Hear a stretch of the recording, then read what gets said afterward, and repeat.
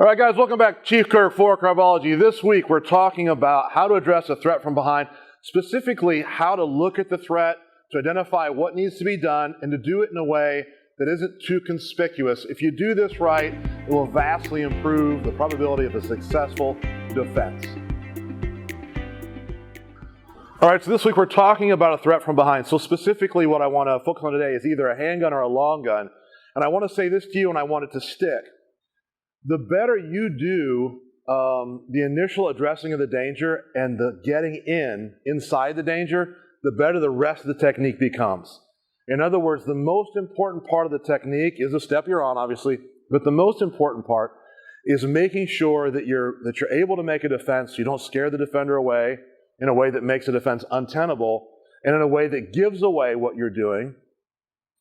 That will lead to a powerful and effective entry. And once you're in, and once you're fighting, and you've moved inside the danger, which is a long gun or handgun in this case, the rest of the technique will take care of itself oftentimes. So here's what I want to talk about. I want to pretend right now that there's a handgun to my back. I don't know that yet, but there's a threat to my back. What a lot of people do is they turn their body and their head way too far, like this.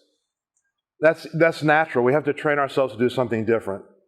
Because what you'll find is, if my back is here and the handgun is here, right, and I start going too far this way, the line of the gun can't be pushed against my back because it'll slide, right? And so the handgun will either be used by withdrawing, or the attacker will grab your shoulder and push you forward. These are two likely scenarios at least, and put the gun at your back. In both cases, your defense becomes much harder. So don't make it hard on yourself. Practice how you're looking at the danger. So what I want to do is I want to take my head and I want to think about a clock and lay the clock on its back. Right in front of me is 12 o'clock. Over here is 11, 10, and 9 o'clock.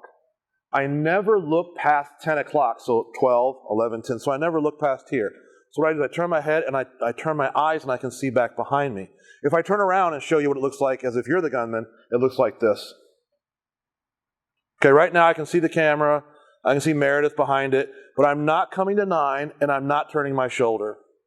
Let me bring James in and I'll show you this with a gunman. So I'm going to stand this way so you can kind of see it sideways, right? So I'm up in this position. I feel a threat to my back, and I want to relax my shoulders if I can. I don't want to look up or down. I just want to look this way. And as I look this way at 10 o'clock, I cut my eyes all the way back, and I can see his arm and hand right here is free of danger.